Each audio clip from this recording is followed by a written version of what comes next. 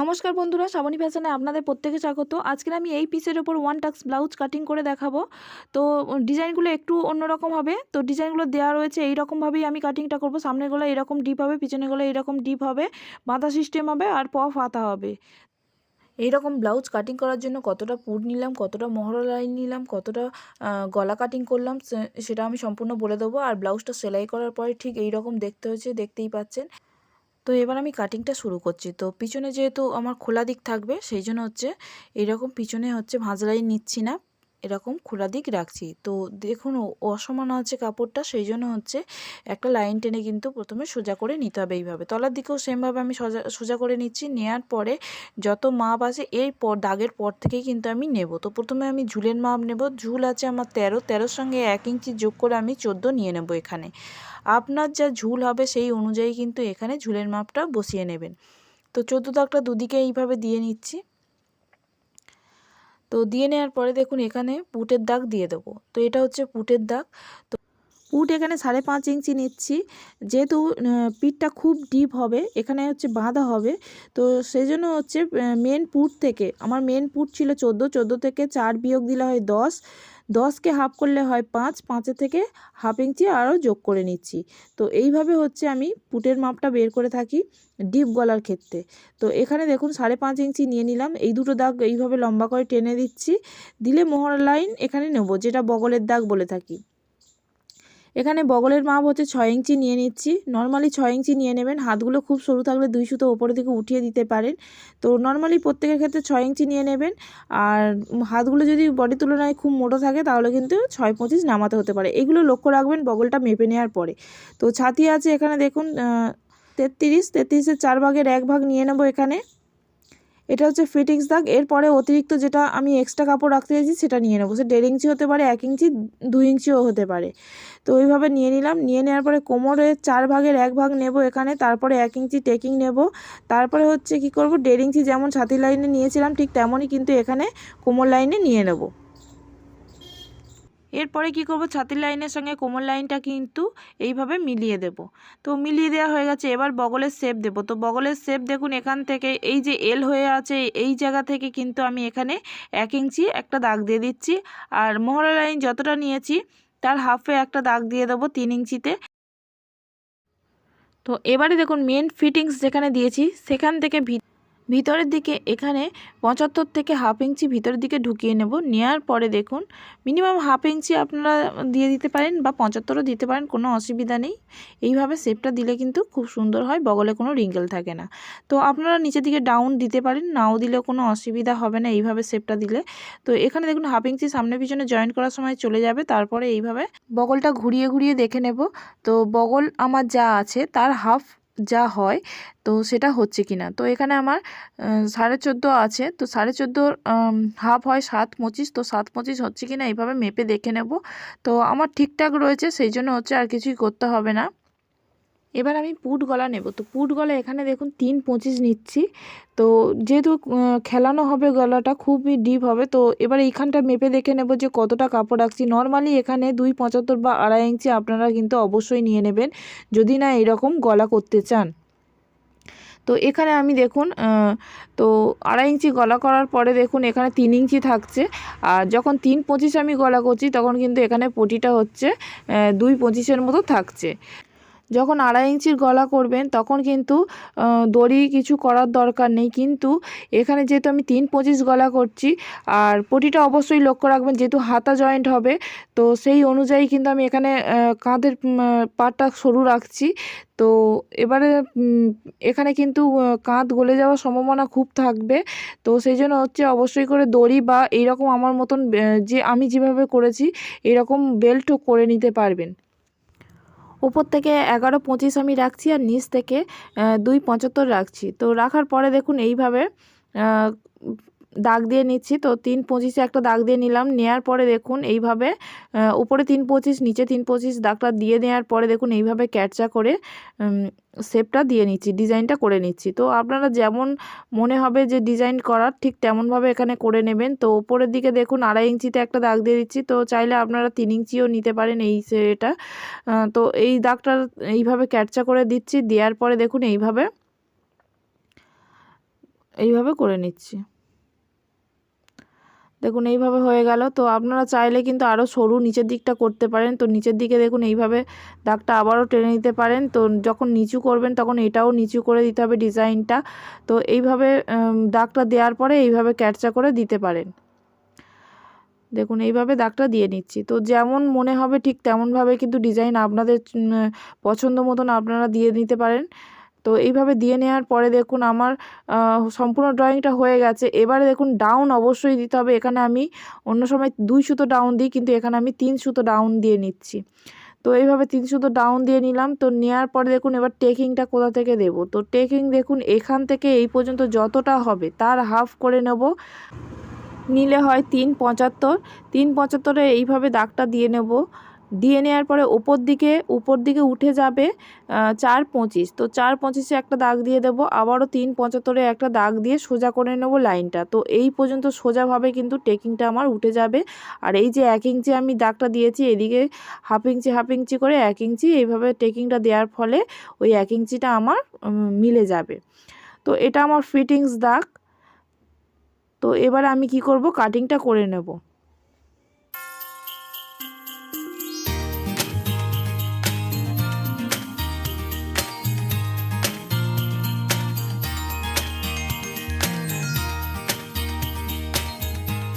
তো এখানে কোনো আমার এক্সট্রা রাখার দরকার নেই, যেহেতু রশি হবে, বাঁধা সিস্টেম হবে। যদি হুপ হতো তাহলে হাফ ইঞ্চি এক্সট্রা রাখতে হতো। তো এখানে কোনো এক্সট্রা রাখার দরকার নেই, নর্মালি কাটিং করে নিলেই হয়ে যাবে।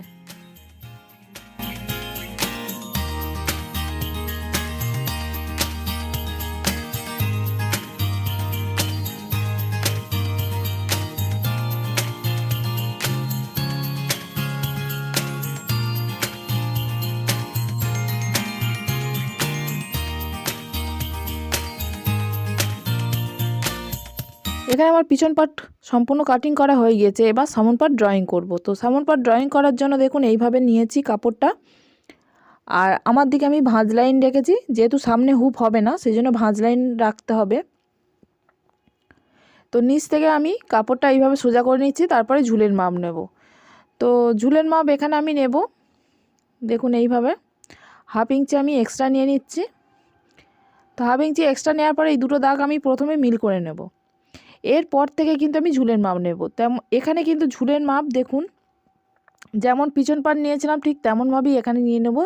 13 সঙ্গে 1 ইঞ্চি যোগ করে 14 নিয়ে নেব, হাফ ইঞ্চিটা ছেড়ে। কিন্তু এইভাবে 14টা নিয়ে নেব, এই দুটো দাগ মিল করে দেবো। যেমনভাবে মোহরা লাইন নিয়েছিলাম 5.5 ইঞ্চি, তো এখানেও ঠিক তেমনভাবে কিন্তু 5.5 ইঞ্চি এই দাগটা দিয়ে দেবো পুট লাইন। তো পুট লাইনের দাগটা এইভাবে নিচের দিকেও নামিয়ে 5.5 ইঞ্চিতে দিয়ে দেবো। দুটো দাগ প্রথমে মিল করে দেবো। দেওয়ার পরে যেমন 6 ইঞ্চি মোহরা লাইন নিয়েছিলাম ঠিক তেমনভাবে কিন্তু 6 ইঞ্চি এখানেও মোহরা লাইন নিয়ে নেব। তো দুটো দাগ এইভাবে মিল করে দিচ্ছি। তো পিছন পাট বসিয়ে এই সামন পাট কিন্তু কাটিং করা যায়। তো আমি করি না, কেননা অনেক সময় কী হয় একটু 19-20 বসালে সামন পাট বড় হয়ে যায়। তো ওটা করার দরকার নেই, এইভাবে ড্রয়িংও করে নিতে পারেন। তো ছাতির মাপ নিয়ে নিচ্ছি, ছাতির 4 ভাগ। আপনার যে ছাতি হবে তার 4 ভাগ নিয়ে নেবেন। তো এখানে 8.25 নিয়ে নিচ্ছি, 33 ছাতি আছে। তারপরে 1.5 ইঞ্চি নিয়ে নিচ্ছি। কোমরও সেমভাবে নিচের লাইন থেকে মাপটা হবে। তো কোমরের 4 ভাগ যা আছে নিয়ে নেব, তার সঙ্গে হচ্ছে 2 ইঞ্চি যোগ করে নেব টেকিংয়ের জন্য। তো এইভাবে 2 ইঞ্চি টেকিংয়ের জন্য নিয়ে নিলাম। তারপরে 1.5 ইঞ্চি যে ছাতি লাইনে এক্সট্রা রেখেছিলাম ঠিক তেমনভাবে কোমর লাইনেও 1.5 ইঞ্চি এক্সট্রা নিয়ে নিচ্ছি। তো এই দুটো দাগ প্রথমে মিল করে দেব। তারপরে দেখুন বগলের শেপ দিয়ে দেবো। তো বগলের শেপ দেখুন এখান থেকে 1 ইঞ্চি থেকে 1 সুতো কমে হচ্ছে শেপটা দিয়ে নিচ্ছি। ঠিক যেমনভাবে পিছন পাট দিয়েছিলাম ঠিক তেমনভাবে সামন পাটও দিয়ে নিচ্ছি। এখান থেকে 2 সুতো ডাউন দিয়ে নিচ্ছি। আর এখান থেকে হচ্ছে 3 ইঞ্চিতে একটা দাগ দিয়ে দিলাম। দিয়ে এই 3টে দাগ এইভাবে কিন্তু মিল করে দেবো। এইভাবে দেখুন, তো এইভাবে মিল করে দিলাম। দেওয়ার পরে পুট গলা নেব 3.25। তো সামন গলাটা দেখুন নর্মালি যদি আপনারা করতে চান তাহলে পুট গলা 2.5 নেবেন আর সামন গলা 6.5 নেবেন। আর এখানে যেহেতু আমি প্রচণ্ড ডিপ আর খেলানো করতে চাইছি, তাহলে দেখুন এখানে 8.5 হচ্ছে আমি ডিপটা নিচ্ছি আর পুট গলা নিচ্ছি 3.25। তো এইভাবে অনেকটাই ডিপ হয়ে যাবে। সবাই তো ডিপ পছন্দ করেন না, কিছু কিছু মানুষ ডিপ পছন্দ করেন। তো সেই জন্য ডিপদের জন্য আজকের এই ভিডিওটা। তো সেইভাবে আমি হচ্ছে ড্রয়িংটা করছি। এবারে দেখুন, যদি আপনারা নর্মালি করতে চান তাহলে কিন্তু পিছন পাটটাও চেঞ্জ করতে হবে, সামন পাটটাও চেঞ্জ করতে হবে। পিছন পাট যদি পুট গলা হচ্ছে 3-25 নেন তাহলে কিন্তু এইগুলো ঠিক আছে, এই ড্রয়িংটা ঠিক আছে। আর যদি হচ্ছে নর্মালি করতে চান তাহলে পুট গলাটা বলেই দিয়েছিলাম, তো 2.5 নিতে হবে। সামন পাটেও কিন্তু পুট গলা 2.5 নিতে হবে। তো এবারে দেখুন ডাউন দিতে হবে। তো পিছন পাটে যেমন ডাউন দিয়েছিলাম 3 সুতো, সামন পাটেও তেমনভাবে কিন্তু ডাউন দিয়ে দেবো 3 সুতো। এরপরে আমি পয়েন্টের মাপ নেব। তো পয়েন্টের মাপ দেব এই যে ডাউন দিয়েছি, ডাউনের পর থেকে নর্মালি আপনাদের পয়েন্ট হয় 8.5 ইঞ্চি। তো এখানে দেখুন 8.5 ইঞ্চি, যেহেতু ওপরে 1/2 ইঞ্চি সেলাই চলে যাবে, তো সেই জন্য আমি 9 ইঞ্চিতে দাগ দিয়ে দিলাম। আর এই 9 ইঞ্চিতেই কিন্তু আমার সিলিকন প্যাডটা বসবে। তো এবারে দেখুন এখান থেকে চওড়াটা নিচ্ছি 3.75।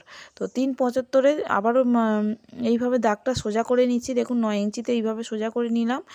নিয়ে দেখুন নিচের দিকেও কিন্তু নিচের দাগের সঙ্গে 3.75-এ একটা দাগ দিয়ে দেব। দিয়ে দেওয়ার পরে এখান থেকে 1.5 ইঞ্চি নিচে একটা দাগ দিয়ে দেব। তো এই দাগটা লম্বাভাবে এইভাবে টেনে নেব। এদিক থেকে 1 ইঞ্চি নেব টেকিংয়ের জন্য, এদিক থেকেও 1 ইঞ্চি নেব টেকিংয়ের জন্য। কোমরে আমি যে 2 ইঞ্চি আমি এক্সট্রা নিয়েছিলাম টেকিংয়ের জন্য, সেটা এইভাবে 1 ইঞ্চি 1 ইঞ্চি টেকিং দিলে কিন্তু 2 ইঞ্চি আমার এখানে মেকআপ হয়ে যাবে। তো এবারে দেখুন এখানে যে পয়েন্টটা রয়েছে, তো এইখানে তো আমার সিলিকন প্যাডটা বসবে, এই পর্যন্ত টেকিং উঠবে, তো এইখানে আমার সিলিকন প্যাডটা বসবে। তো সিলিকন প্যাড বসানোর জন্য দেখুন এখানে 34 সাইজের সিলিকন প্যাড নিয়েছি। 33 আমার ছাতি রয়েছে, তো আমি এখানে 34 সাইজ সিলিকন প্যাড নিয়েছি। তো এর মিডিলটা প্রথমে বার করে নেব, নিয়ে ওই যে কোণ করে রেখেছি ওই কোণের ওপর আমি সিলিকন প্যাডের মিডিলটা বসাবো। বসিয়ে দেখব যে আমার যেহেতু গলার ডিপটা বেশি রয়েছে সেহেতু সিলিকন প্যাডটা একটু কাটতে হতে পারে। তো কোন জায়গাটা বসাচ্ছি সেটা একটু ভালো করে লক্ষ্য রাখবেন। কাপড়ের উপর যে যোগ চিহ্ন করে রেখেছি ঠিক ওই জায়গাটাই কিন্তু আমার সিলিকন প্যাডটা বসাতেই হবে, যেহেতু আমার ওটাই মেন পয়েন্ট। তো এবার এইভাবে বসানোর পরে একটু হচ্ছে সিলিকন প্যাড বেরিয়ে যাবে, বা হেম করতে আমার গলার দিকে যেহেতু আমি হেম করব, তো হেম করতে আমার অসুবিধা হবে। তো খানিকটা সিলিকন প্যাড শেপ দিয়ে কিন্তু আমার কাটিং করে ফেলে দিতে হবে। তো আমার এখানে সম্পূর্ণ ড্রয়িং করা হয়ে গিয়েছে, এবার আমি কাটিংটা করে নেব। তো তার আগে দেখুন এই যে নিচের দিকে যে 1/2 ইঞ্চি এক্সট্রা নিয়েছিলাম, এই 1/2 ইঞ্চিটা এইভাবে ক্যাপচা করে কিন্তু আমি শেপ দিয়ে ওপরের লাইনের সঙ্গে মিলিয়ে দেব। এইভাবে শেপটা দিলে কি হয়, ওপরের সামনের যে পার্টটা রয়েছে সেই পার্টটা কিন্তু ওপরের দিকে উঠে যায় না, ঠিকঠাক বুকের দিকে বসে। তো এইভাবে আমি কাটিংটা করে নিচ্ছি।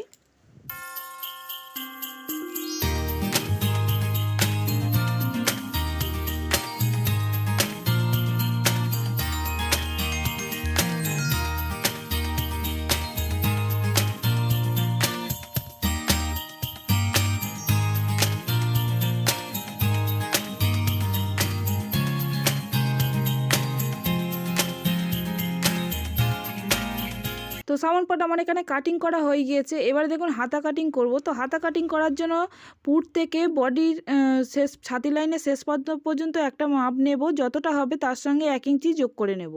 তো এখানে আমি হচ্ছে হাতা কাটিং করছি না, হাতা কাটিংয়ের ভিডিওর লিঙ্ক আমি পাঠিয়ে দেবো, যেটা পপ হাতা কাটিং করেছি দেবো, সেখান থেকে দেখে নেবেন। এবারে দেখুন ফিতে বাঁধার জন্য কাপড়টা নিয়েছি 4 ভাঁজে, আর লম্বায় নিয়েছি এখানে 21 ইঞ্চি। তো আপনারা চাইলে 25 ইঞ্চি নিতে পারেন, 25 ইঞ্চি নিলে কিন্তু সবথেকে ভালো হয় এখানে রশিটা। তো আমার কাপড় কম ছিল সেই জন্য আমি এখানে 21 ইঞ্চি নিয়েছি। তো নিচ থেকে আমি 3 ইঞ্চি উঠিয়ে নিচ্ছি। যতটাই লম্বা আপনারা নিন না কেন 3 ইঞ্চি উঠিয়ে নেবেন। এখানে 2.5 ইঞ্চি নেবেন, মিডিল পোর্শনে হচ্ছে 2 ইঞ্চি নিয়ে নেবেন, এখানে 2 ইঞ্চি নিয়ে নেবেন। নিয়ে এইভাবে কিন্তু ক্যাটচাভাবে রাউন্ড শেপ দিয়ে এইভাবে মিলিয়ে দিতে হবে। তো আমার সম্পূর্ণ ড্রয়িং করা কমপ্লিট হয়ে গেছে, এবার কাটিং করে নিচ্ছি। তো এইভাবে কাটিংটা করে নিয়েছি। তো এই ব্লাউজের আমার সমস্ত পার্ট কাটিং করা হয়ে গিয়েছে। আশা করছি ভিডিওটা ভালো লেগেছে। তো ভালো লাগলে লাইক শেয়ার অবশ্যই করবেন, কমেন্টের মাধ্যমে জানাবেন ভিডিওটা দেখে আপনার কেমন লাগলো। তো ব্লাউজটা তৈরি করার পরে ঠিক এই রকম দেখতে লাগছে। কাঁধে অবশ্যই এরকম বর্ডার দিয়ে দেবেন বা লটকান ঝুলিয়ে দেবেন, নাহলে কিন্তু কাঁধ গলে যাওয়ার সম্ভাবনা প্রচণ্ড থাকবে। তো ধন্যবাদ, নমস্কার পুরো ভিডিওটা দেখার জন্য।